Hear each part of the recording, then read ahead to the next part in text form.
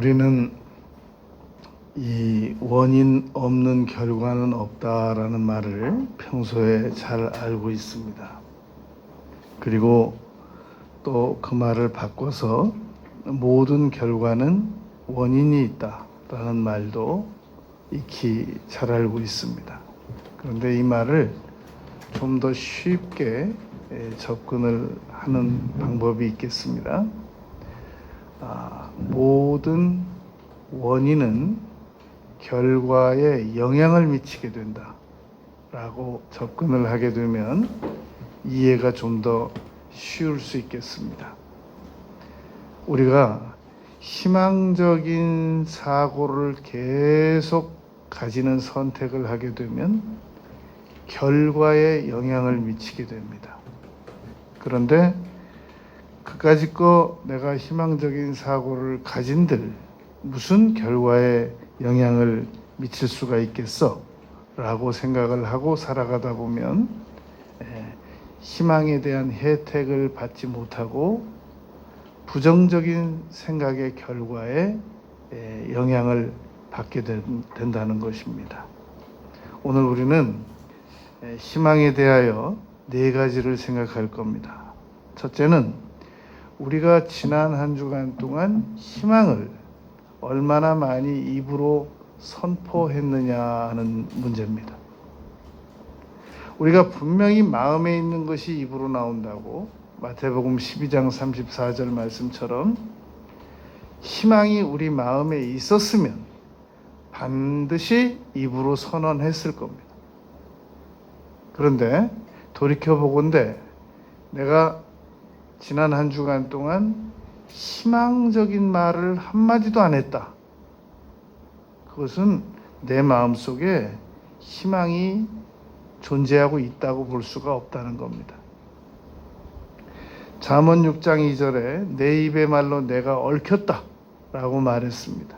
그러므로 우리가 희망을 입으로 선언하게 되면 반드시 희망적인 행동도 함께 따라다니게 돼 있단 말입니다. 예수님께서 마태복음 11장 23절에서 내가 진실로 너희에게 이르노니 누구든지 이 산더러 들리어 바다에 던져지라 하며 그 말하는 것이 이루어질 줄 믿고 마음에 의심하지 아니하면 그대로 되리라 라고 말씀하셨습니다. 그러므로 우리는 입으로 희망을 선언하고 그것을 믿어 버릇해야 된단 말입니다. 그런데 지난 한 주간 동안 돌이켜보니까 희망적인 말을 안 했다는 겁니다.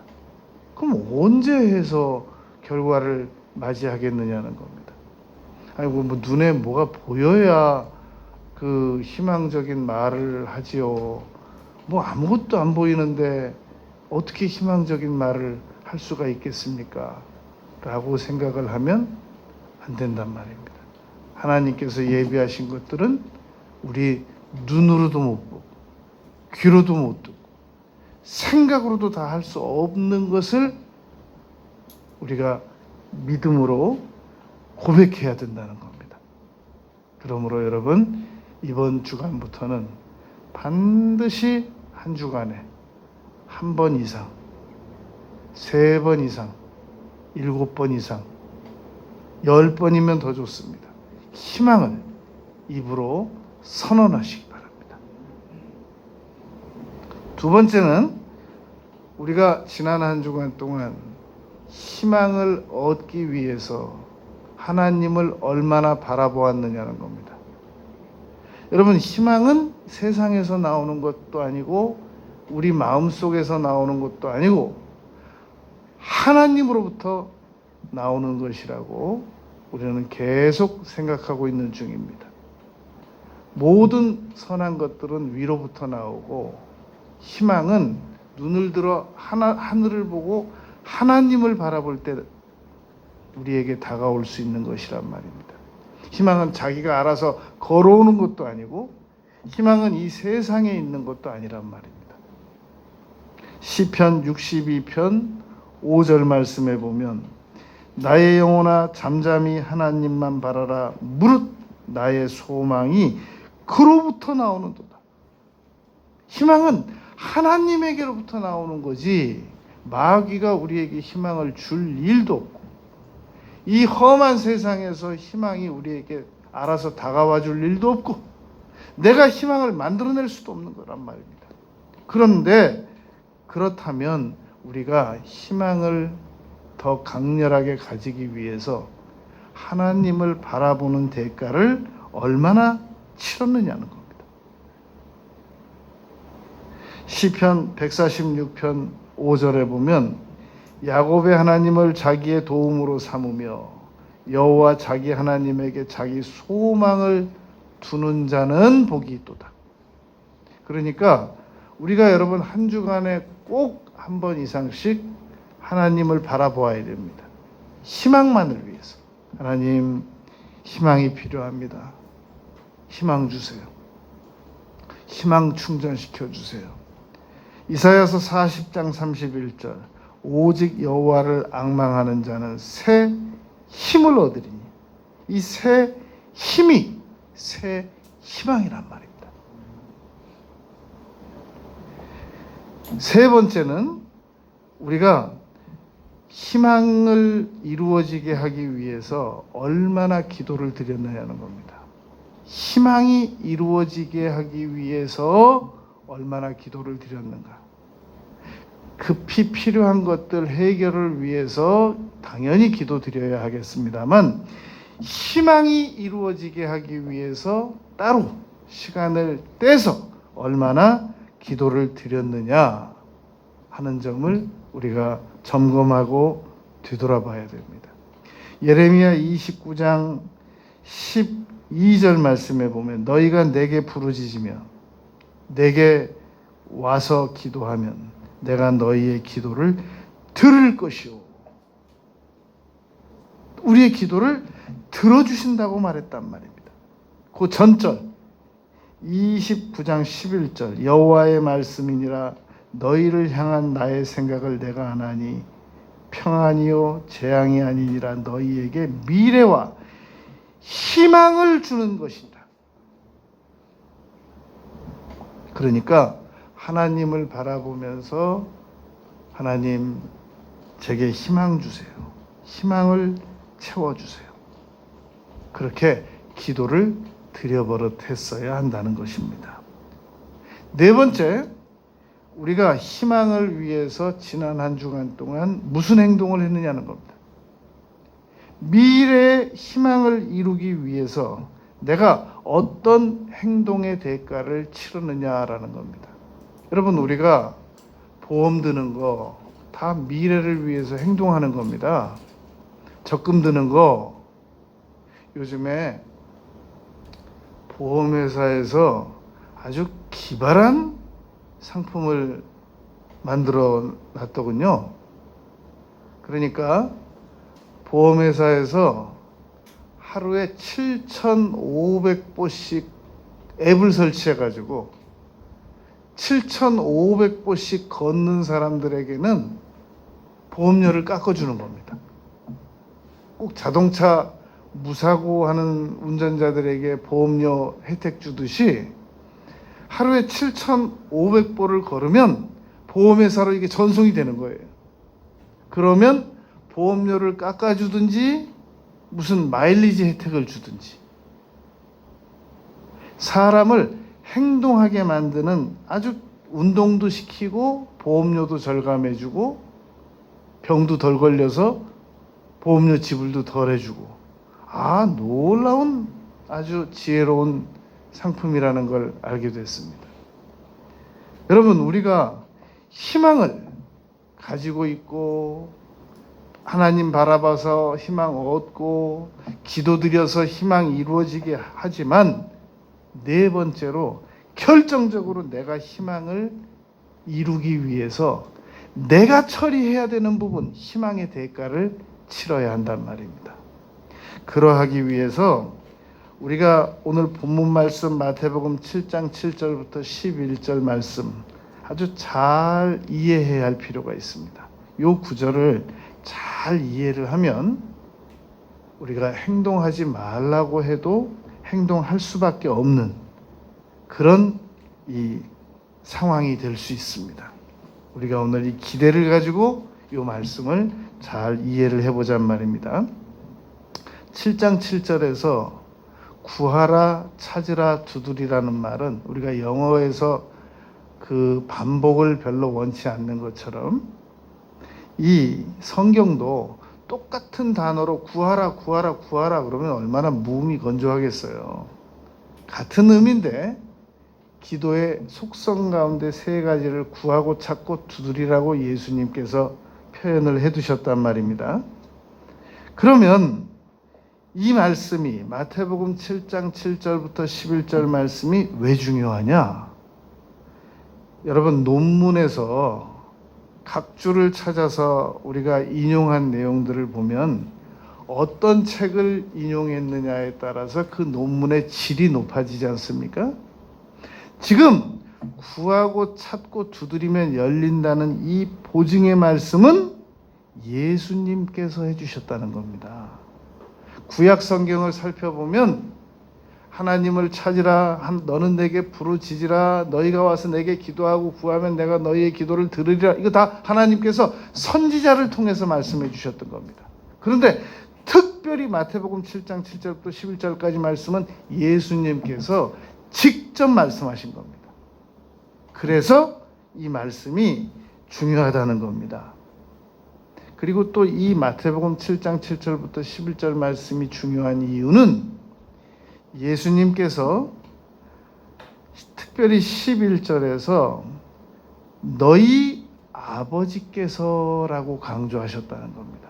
여러분 이 혹시 주변에 인간관계가 서툰 사람들이 있으면 한번 잘 보시기 바랍니다. 그분들에게 나타나는 두드러진 특성이 있습니다. 우리가 이제 인간관계에 대해서 지금까지 기존 저술된 책들을 살펴보려고 하면 아마 대략 1000권은 쉽게 찾을 수 있을 겁니다. 그런데도 여전히 우리는 인간관계에 대하여 고통을 겪고 있고 그리고 특별한 해법을 제시 못 받고 있습니다. 어떻게 해야 인간관계가 좋아질 수 있는지. 그런데 오늘 이 말씀을 통해서 한 가지 힌트를 얻을 수 있는 방법이 있는데요. 주로 인간관계가 서툰 사람들의 결정적인 특징은 항상 다 상대의 관계를 중시 여기지 않습니다. 그러니까 나하고 너만 중요한 거예요. 너가 다른 사람 만나는 건 하나도 안 중요한 거예요. 그런데 우리 사람은 관계 속에 살아간단 말입니다. 특별히 여러분 우리나라 사람들은 관계를 너무너무 소중하게 여깁니다. 그래서 누가 상대가 나에게 아무리 잘해줘도 그 사람이 내가 기존 맺고 있는 관계성을 공격하게 되면 그 관계를 끊는 게 아니라 그 관계를 공격하는 사람을 오히려 끊으려고 생각을 하게 된단 말입니다. 그런데 너무나도 많은 사람들이 자기하고 관계를 맺고 있는 사람 그 관계 속에 다른 관계성이 들어오는 걸 인정을 못해요. 그래서 막 갈라놓으려고 그러고 떨어뜨려 놓으려고 그러고 막 공격하고 그러면 그 사람들이 떨어지는 게 아니라 더 붙습니다. 저항 심리로. 그리고 둘이 철석같이 붙어가지고 그 관계를 회방하려고 하는 사람을 오히려 더 멀리합니다. 인간관계 좋아지겠어요? 나빠지겠어요? 그러니까 인간관계가 현재 어려움을 겪는 사람들의 결정적인 특징은 자기와 관계를 맺고 있는 사람들의 또 다른 관계성을 인정을 안 하려고 합니다. 여러분, 이거 정말 잘 들어둬야 됩니다. 너무나도 많은 부모들이 자녀들이 어떻게 자기 마음에 딱 드는 배우자를 모시고 오겠어요? 데리고 와보면 머리 스타일도 마음에 안 들 수도 있고, 또 데리고 온 그 배우자감이라고 데려왔는데 뭐 수입도 별로 마음에 안 들 수도 있고, 외모도 좀 아주 그냥 팔척장신을 딱 데려오기를 바랬는데 딱 와보니까 그것도 아닌 경우도 있고, 그러면 함부로 말할 수 있습니다. 조심해야 됩니다. 넌 어디서 그런 애를 데려왔니? 어? 넌 어디서 데려올 사람이 없어서 그 집안 내가 말이야 알아보니까 이렇게 하는 거 아니란 말입니다. 관계를 존중해야 됩니다. 내가 사랑하는 자녀가 어떤 내 마음에 안 드는 사람을 데리고 왔다고 할지라도 내 자녀의 선택이에요. 그 선택의 관계성이 있단 말입니다. 네 친구들은 어떻게 하나도 쓸데가 없냐? 어떻게 이상한 애들하고만 돌아다니냐? 너 그러는 거 아니란 말입니다. 아니 어떻게 그렇게 보는, 사람 보는 눈이 없어? 여러분, 그거는 고마워. 내가 사람 보는 눈이 없어서 대신 잘 봐줘서 고마워. 그런 사람은 여러분 억만 명에도 안 나와요. 나의 기존 관계성을, 여러분, 나의 부모를 공격하는 배우자를 가끔 아예 자기들끼리 마음이 맞아가지고 부모 포기하고 나가서 사는 그런 고통받는 가족들이 많이 있습니다. 부모가 그 자녀들의 관계성을 인정을 안 해줘서 그래요. 반면 배우자끼리 상대 부모를 존중해 주지 않아서 관계 깨는 그런 배우자들도 많습니다.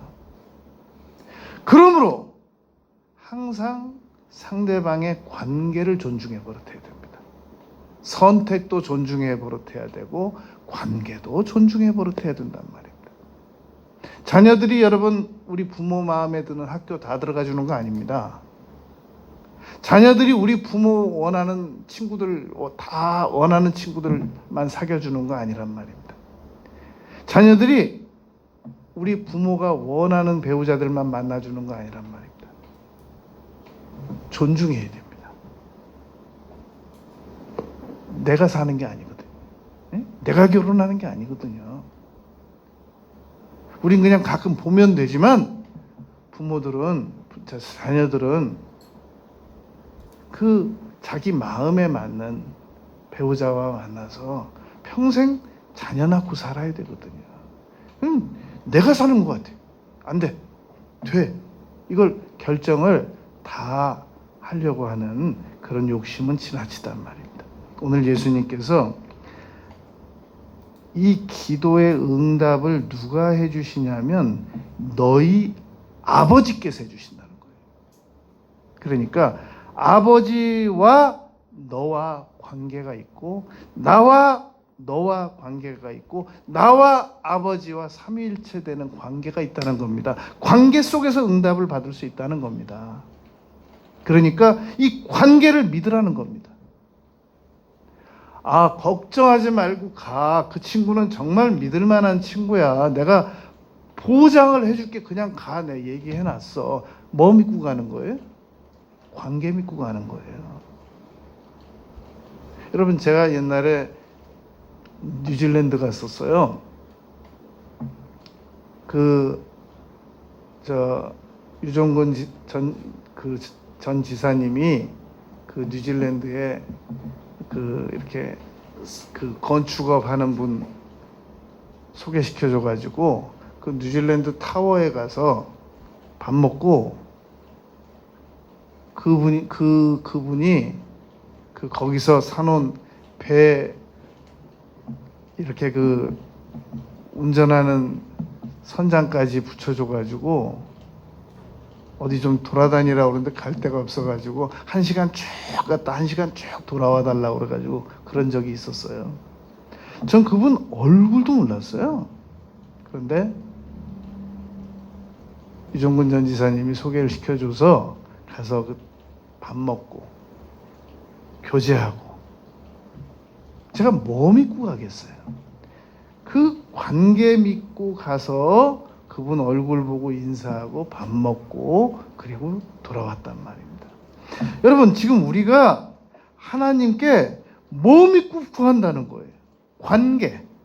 하늘에 계신 너희 아버지께서 구하는 자에게 좋은 걸 주신다고 예수님께서 보장을 해주신 거예요. 이 말씀이 그래서 중요하단 말입니다. 자, 그러면 구하라는 말은 무슨 말이냐? 왜 구하라고 하느냐? 준비가 다 되어 있으니까 구하라는 겁니다. 괜히 없는 거 구하면 어디서 구해다 주시겠다는 게 아니라 하늘 아버지께서는 우리가 구하는 거 다 가지고 계시다는 겁니다. 준비되어 있다. 예비되어 있다. 여호와 이레이시다라는 겁니다. 그리고 왜 구하라고 하냐면 그래야 합법성이 갖추어지죠. 안 구해도 누구든지 다 주면 아무나 산발적으로 주거나 선별적으로 주면 그럼 공평하지가 못하잖아요. 대기업이 아무리 대기업이라고 그래서 누구는 입사시키고 기준도 없이 누구는 시험에서 떨어뜨리고 그럼 공평하지가 못하잖아요. 자기네 재산으로 행하는 일인데도 하물며 하나님께서 누구는 응답해 주시고 누구는 안 주시고 그러면 안 된단 말입니다. 그래서 합법성을 위해서 야고보서 4장 2절 너희가 얻지 못함은 구하지 아니하며, 그래서 구하면 받는 거고 안 구하면 못 받는 겁니다. 구한다고 주실까? 믿고 구하면 받는 거고 못 믿고 못 구하면 안 주시는 겁니다. 분명히 구하라고 예수님께서 보증을 해주셨거든요. 그러니까 작은 것부터 큰 것까지 구하는 겁니다. 중요한 거 내역이 없어요. 무엇은 구해야 되고 무엇은 안 구해야 되고 그런 건 없습니다. 그런데 야고보서 4장 2절에서 너희가 욕심으로 쓰려고 정욕으로 쓰려고 구한 것은 못 받는다라고 단서 조항이 있습니다. 그러니까 여러분 이렇게 예를 들면 이해가 쉽습니다. 아버지가 있고 아들이 5명이 있습니다. 큰아들이 아파트가 3채가 있습니다. 그런데 셋째 아들은 최근에 사업을 실패해서 있던 집도 다 팔고 집이 하나도 없습니다. 그런데 큰아들이 아버지에게 와서 자꾸 얘기하는 겁니다. 아버지 돈 좀 주세요. 왜? 아파트 살려고요. 너 지금 아파트 3채나 있잖아. 한 채 더 가지고 싶어서요. 그런 건 못 받는다는 거예요. 야, 이놈의 자식아, 지금 네 동생은 있던 집도 다 팔아가지고 월세 살고 있어. 네가 지금 아파트 한 채 나눠주지는 못할 망정 너 아파트 평수 적다고 그러고 한 채 더 사야 되겠다고 그러고 그럼 내가 돈을 너에게 줘야 되겠냐? 셋째 아들에게 줘야 되겠냐? 네 동생에게 줘야 되겠냐? 아버지 입장에서 그럴 거 아니에요. 물론 구하지 말라는 말이 아니에요. 뭐 아파트가 7채가 있어도 더 구하고 싶으면 구하는 건 본인 자유입니다. 그런데 하나님께서 응답하실 만한 조건으로 예수님께서 구하라고 할 때 합법성을 갖추기 위해서 구하라는 겁니다. 그나마 못 구해서 못 받는 분은 어쩔 수 없으니까 구하라는 겁니다. 그러나 탐욕으로 쓰려고 하는 것까지 주신다는 보장은 없단 말입니다. 너무 욕심이 지나치면 안 주시거나 못 주실 수도 있다는 것을 알면서 구하자는 겁니다. 그리고 구하라는 것은 그래서 하나님의 뜻에 합당하게 내가 구하고 있는가라는 말이 이 의미에 포함되어 있단 말입니다. 요한일서 5장 14절 15절에서 그를 향하여 우리가 가진 바 담대히 이것이니 그의 뜻대로 구하면 들으심이라. 그러니까 하나님의 뜻대로 그냥 무시하고 무조건 구하면 하나님은 어떤 도덕성도 없이 어떤 윤리적인 면도 없이 무조건 그냥 주실 거야. 그건 너무 무모한 기대와 바램과 욕심이 될 수 있단 말입니다. 그러나 정말 이건 정당해요. 그리고 정말 물질을 구해도 자기들이 기본적으로 먹을 거 입을 거 꼭 필요해요. 당연히 주시죠. 그리고 또 거기다 더 구해서 정말 이 사람은 베풀려고 구하는 거 맞아요. 왜 안 주시겠어요? 그런데 아파트 3채 가지고는 마음에 안 놓여요. 아무래도 한 채 더 있어야 될 것 같아요. 그건 자기 양심에 맞게 한번 들여다보세요. 정당한지, 자기가 지금 너무 욕심이 무모한지. 그래서 여러분 유다서 1장 20절에 성령으로 기도하라 그랬던 겁니다. 아닌 게 아니라 이 마태복음 7장 지금 그 7절 이하에서 쭉 가서 읽어보면 하물며 구하는 자에게 성령을 주시지 않겠느냐라고 예수님께서 말씀하시는 구절이 누가복음에 있습니다. 누가복음에 마태복음 7장 7절부터 11절과 똑같은 말씀이 누가복음에도 11장에 기록이 되어 있는데 누가는 그 의원 누가는 그 끝에다가 그렇게 붙여놨어요. 하물며 구하는 자에게 성령을 주시지 않겠느냐. 성령의 지배를 받아서 기도를 드리면 그런 이기적인 생각이 훨씬 더 많이 사라지고 능률적인 기도가 된다는 말입니다. 그 다음에 찾으라는 말씀인데요. 이 찾으라는 말씀은 하나님께서는 여러분 술래잡기 할 때 술래가 영원히 찾을 수 없도록 딱 숨어 있다가 술래가 완전히 지쳐가지고 집에 들어가면 그제서야 나타나시는 분이 아니란 말입니다. 딱 술래가 찾을만하게 딱 찾기 좋게 그렇게 숨어 계시는 분이시란 말입니다. 루터가 종교개혁자 루터가 하나님은 숨어 계시는 분이시다 라는 말을 전 청년 때 들었거든요. 하나님은 왜 숨어 계시나? 그런데 제가 면밀히 생각해 본 결과입니다. 하나님께서는 숨어 계시는 거 맞는데 딱 발견하기 좋을 만큼 숨어 계세요. 적극성. 찾으라! 그 말은 적극성을 보여라 그 말입니다. 하나님을 기다리는 사람들 중에 두 스타일이 있습니다. 한 스타일은 게으르게 아무것도 안 하면서 기다리는 스타일이 있고요. 그리고 하나님을 기다리기는 기다리는데 부지런히 자기가 뭔가 해야 될 일을 하면서 기다리는 스타일이 있습니다.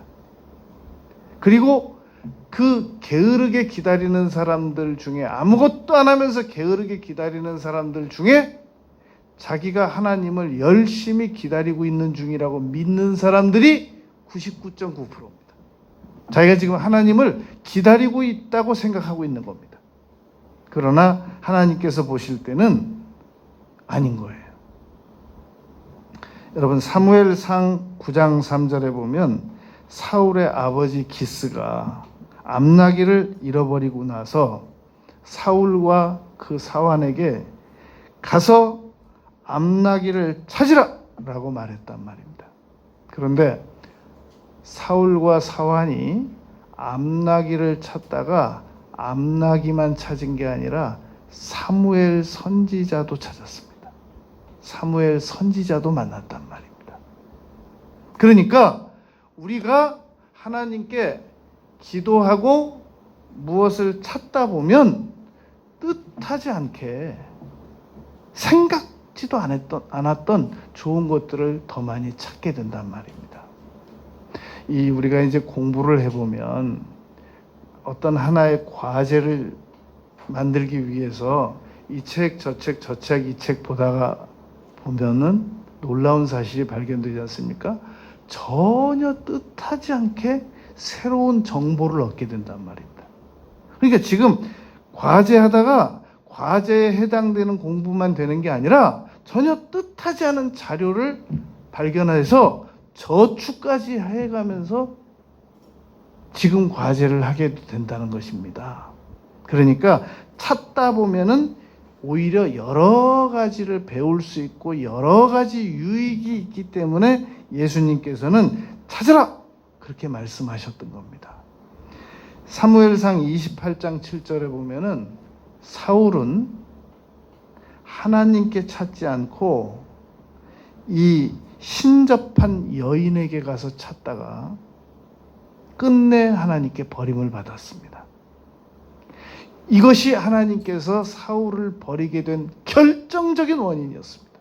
하나님께서 사울이 제사장을 그렇게 많은 수를 죽이는 일을 했는데도 그 순간에 안 버리셨습니다. 그런데 결정적으로 사울이 신접한 여인에게 물으러 갔을 때 완전히 아웃됐단 말입니다. 그러니까 우리 예수 믿는 사람들이 혹시라도 주변에 점 보러 간다든지 얼마나 큰 죄라는 사실을 꼭 알려주시기 바랍니다. 사무엘상 28장 7절입니다. 어떤 어려움이 있어도 점 보러 간다거나 신접한 여인을 만난다거나 무당 찾아간다거나 무슨 타로 절대 토정비결 절대 그런 일은 하지 말아야 됩니다. 전도서에 보면 사람은 1초도 알 수 없다고 5곳에서나 기록을 해두었단 말입니다. 이사야서 55장 6절에 보면 너희는 여호와를 만날 만할 때 찾으라 그랬습니다. 우리가 하나님을 어떻게 찾아요? 호세아서 4장 1절 7절 말씀에 보면 하나님을 아는 지식을 찾는 걸 하나님을 찾는다 그래요. 아모스 5장 4절 5절 여호와께서 이스라엘 족속에게 이같이 말씀하시기를 너희는 나를 찾으라 그리하면 살리라. 너희는 여호와를 찾으라 그리하면 살리라. 2번이나 말씀하셨단 말입니다. 예수님께서 구하고 찾으라는 말은 막 정보를 찾다 보면 뜻하지 않게 유익한 것들이 많이 나온단 말입니다. 그리고 찾으라는 말은 자기가 할 일은 자기가 하라는 얘기라는 겁니다. 여러분 베드로 감옥 갇혔을 때 사도행전 12장에서 마가다락방에서 기도했잖아요. 천사가 446 16명 그 교도관들에게 지킴받다가 그걸 다 무시하고 철문 열리게 해서 베드로 옥 밖으로 꺼냈잖아요. 그럼 한 번에 마가다락방으로 데리고 가서 이 만나게 하시면 되지. 왜 그 위험한 불안초조 공포한 행길에 꺼내놓고 인도해놓고 알아서 찾아가라 라고 가냔 말입니다. 사람이 할 일은 사람이 해야 되는 겁니다. 그래서 베드로가 그 옥에서 나와가지고 마가다락방 찾아가서 문 두드리니까 한참 만에 로데가 나왔잖아요. 기도하던 사람들이 다 놀래가지고, 여러분 제 이스라엘 갔을 때 그 마가다락방 가봤어요. 한 120문도 들어가면 딱 알맞는 홀이더라고요. 계단 7개 올라가서 돌계단. 거기 문 두드려가지고 만나서 그 베드로가 자기 발로 자기 손으로 두들기고 자기가 지갑 가지고 찾아간 겁니다. 그것까지는 천사가 안 해줬단 말입니다. 감옥에서 도저히 나올 수 없는 것까지는 인도해서 나오게 해줬단 말입니다. 찾으라! 그 말은 내가 할 일은 내가 하라 그 말입니다.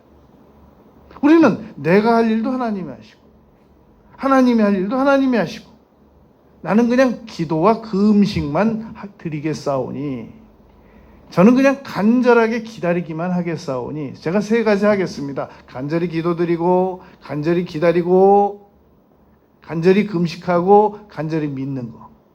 그러니까 제가 할 일도 하나님이 해주시고 하나님이 할 일은 당연히 하나님이 해주시고 그게 아니라는 겁니다. 예수님께서 골로새서 3장 1절 그리스도께서 하나님 우편에 앉아 계시느니라. 그러니까 너는 위의 것을 찾으라. 정보를 찾으라는 겁니다. 잠언 8장 17절 나를 간절히 찾는 자가 나를 만날 것이니라. 적극성을 구하라는 겁니다. 잠언 8장 18절. 근데 여러분 잠언 8장 17절 이 말씀 여러분 알고 계시죠? 나를 사랑하는 자들이 나의 사랑을 입으며 나를 간절히 찾는 자가 나를 만날 것이니라. 이 말씀 평소에 알고 계셨죠? 그 다음 구절이 중요해요. 그 다음 구절이 18절인데요. 부귀가 내게 있고 장구한 재물과 공의도 그리하니라. 아니 하필이면 나를 간절히 찾는 자가 나를 만날 것이다 라는 그 다음 구절에 부귀가 내게 있고 장구한 재물도 나에게 있다. 이거 왜 그래? 왜 이런 잠언 기자가 왜 이런 안내를 하는 거예요? 우리가 하나님을 간절히 찾다 보면은 부귀도 만나고 장구한 재물도 만나는 거란 말입니다. 정보를 노출하는 거예요. 부귀가 내게 있고 장구한 재물도 내게 있으니까 나를 간절히 찾으라. 이건 너무 낯간지럽잖아요. 그런데 여러분 잠언 8장 17절 나를 사랑하는 자들이 나의 사랑을 입으며 나를 간절히 찾는 자가 나를 만날 것이니라. 우리는 요 구절만 딱 한 절을 분리시켜서 많이 암기하고 있기 쉬운데 8장 18절 그 다음에 19절 20절 다음 절 세 절 건너서 21절 말씀도 아주 중요해요. 이는 나를 사랑하는 자가 재물을 얻어서 그 곳간에 채우게 하려 함이니라. 아니 왜 하필이면 8장 17절 나를 간절히 찾는 자가 나를 만나리라는 말씀 다음 구절에 나 부귀도 있고 장구한 재물도 있다? 그 다음에 세 절 건너서 나를 사랑하는 자가 재물도 얻고 그 곳간도 채울 수 있다? 왜 이런 정보가 노출이 되느냐 말입니다. 구하고 찾다 보면 생각지도 않게 뜻하지도 않게 우리에게 좋은 것들이 많이 다가온단 말입니다. 그래서 찾으라고 하시는 거지. 아니 뭘 숨겨두셨으니까 뭘 더 많이 우리로 하여금 가지게 하시려고 찾으라고 하시는 거지. 우리 고생시키려고 찾으라고 하시겠냔 말이죠. 예레미야 29장 13절 너희가 온 마음으로 나를 구하면 나를 찾을 것이오. 꽁꽁 숨어 있으니까 나 절대 못 찾는다. 다 집에 가면 내가 나올란다. 그게 아니란 말입니다. 딱 발견되기 좋게 숨어 계시는 거란 말입니다. 그래서 찾다 보면 재물도 찾고 막 부귀도 찾고 곳간도 채울 것도 찾고 재물도 찾고 그렇게 해서 주시려고 예수님께서 우리에게 구하고 찾고 라고 말씀하신 겁니다. 여러분 구하라는 말은 시기가 정해졌다는 말은 아니에요. 언제부터 언제까지라는 말은 없어요. 구하라는 말에. 하나님께서는 다 좋은데 좀 사람을 너무 오래 기다리게 하시는 것이 참 단점 중에 단점이다. 그런 말 한 사람이 있습니다. 그런데 사도행전 1장 7절에 보면 시기와 때는 아버지께서 자기의 고난에 두셨다 그랬고 베드로전서 5장 6절에 하나님의 능하신 손 아래서 겸손하라. 때가 되면 너희를 높이시리라 라고 말씀하셨단 말입니다. 그러니까 구하라는 말 속에 무엇은 되고 무엇은 안 된다는 말씀도 구체적으로 명시가 되어 있지 않고 시기도 명시되어 있지 않습니다. 그리고 얼마나 구하고 얼마나 덜 구해야 되는 것도 없습니다. 내 입을 크게 열라는 말은 있단 말입니다. 그러나 합법성을 위해서 반드시 구하는 대가를 치러야만 누구는 주고 누구는 안 줄 수 있단 말입니다. 그래서 예수님께서 구하라고 말씀하셨고 그리고 찾으라라고 말씀하셨던 것입니다. 여러분, 그러면 한 가지 더 말씀하셨잖아요. 이번에는 두드리라고 하셨잖아요. 그럼 두드리라는 것은 무슨 뜻인가? 계시록 3장 20절에 보면 예수님께서 내가 문 밖에서 두드리노니 그랬잖아요. 얼마든지 예수님께서는 강제로 문 여실 수 있거든요. 두드리노니, 우리도 인격적으로 공손하게 예의를 갖춰서 두드리는 거 맞습니다. 그런데 두드리는 거, 여러분, 문이라고 하는 거는 열리는 게 목적입니까? 닫아놓는 게 목적입니까?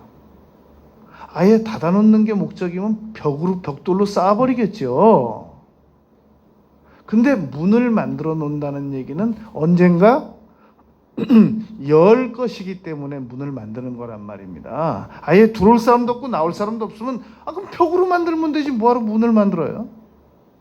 뭔가 문을 열어줄 그런 대상이 있기 때문에 문을 만들어 놓는 거고, 문을 두드리는데 끝까지 문을 열지 않을 장사가 어디 있습니까? 아니, 삼고초려 하는데도 누가 문을 안 열겠냔 말입니다. 그러므로 두드려라, 그 말은 역시 적극성을 가지고 두드리라는 말입니다. 그런데 여러분, 자, 제 얘기를 잘 들어보세요. 지금 우리가 마태복음 7장 7절부터 11절까지 말씀을 본문으로 지금 생각하고 있잖아요. 요 말씀을 그대로 가지고 누가복음 11장으로 가면 1절부터 4절까지 이 누가복음에 있는 말씀에, 그리고 누가복음 11장에 요 구하고 찾고 두드리라는 말씀이 그대로 가 있단 말입니다. 그런데 구하고 찾고 두드리라는 말씀 다음에 11장 5절부터 여러분들도 들으면 기억나는 말씀입니다. 친구가 밤에 잠자고 있는데 문 두드리니까 지금 다 잔다, 그렇게 말하는데 아니다, 나는 손님 와서 떡이 필요하다라고 강청하니까 예수님께서 비록 벗됨을 인하여는 주지 않을지라도 강청함을 인하여 그 소용대로 주리라라고 기록이 돼 있잖아요. 두드리라는 말이 바로 강청하는 말과 연관시켜진단 말입니다. 그러니까 기도 응답을 관계성만 가지고 받으려고 하지 말고, 나의 아버지께서, 하늘에 계신 너희 아버지께서 구하고 찾고 두드리면 주신다라는 말은 관계성만 갖고 기도 응답을 받으려고 하지 말고 두드려서 강청해서 받으라 라는 말이 이 누가복음에는 그대로 이어져 있단 말입니다. 여러분, 기도라는 것은 응답이 보장되지 않은 기도는 또 하나의 그리스도인들에게 짐이 될 뿐입니다. 응답이 보장되지 않는 기도는 하나의 율법의 멍에일 뿐인 겁니다. 그러나 기도 응답이라는 것은 하나님께서 우리에게 반드시 베풀어 주시기 위해서. 또 하나 예를 들어 드리겠습니다. 여러분, 우리 부모가 우리 자녀들이 그토록 원하던 것을 어느 날 아빠가 밖에서 사가지고 들어왔어요. 그래가지고 자녀에게 마침내 전달을 했습니다. 자, 질문하겠습니다. 그 자녀가 그토록 가지기를 원하는 것을 자녀에게 전달하고 아빠와 엄마는 자녀의 어느 부분을 봅니까? 상품 풀어지는 거 봅니까? 얘 눈꺼풀이 얼마나 떨리나 눈을 봅니까? 우리 부모는 자녀들이 그토록 원하는 물건들을 사다 주고는 애들은 물건만 봅니다. 막 풀고 열고 우리는 그 사이에 아이들의 눈을 봅니다. 얼마나 기뻐하나, 얼마나 막 감동을 느끼고 있나. 여러분, 우리는 기도하지만 하나님께서는 우리가 기도 후에 우리에게 응답이 주어졌을 때 우리가 얼마나 기뻐할 것인가, 거기에 관심을 두신단 말입니다. 그런데 그렇다고 해서 사람처럼, 사람 부모처럼 관리 능력도 없는 자녀들에게 막 함부로 돈 주고, 함부로 관리할 수도 없는 차 주고, 함부로 관리도 할 수 없는 빌딩 주고, 함부로 관리도 할 수 없는 집 주고, 그러지 않는단 말입니다. 하나님께서는 정말 기대하시는 것이 너무너무 우리가 기뻐하고 감격하고, 하나님은 근하게 사시는 거예요. 그걸 바라보고 계시는데, 기대하시는데, 구하고 찾고 두드리면 주시겠다는 겁니다.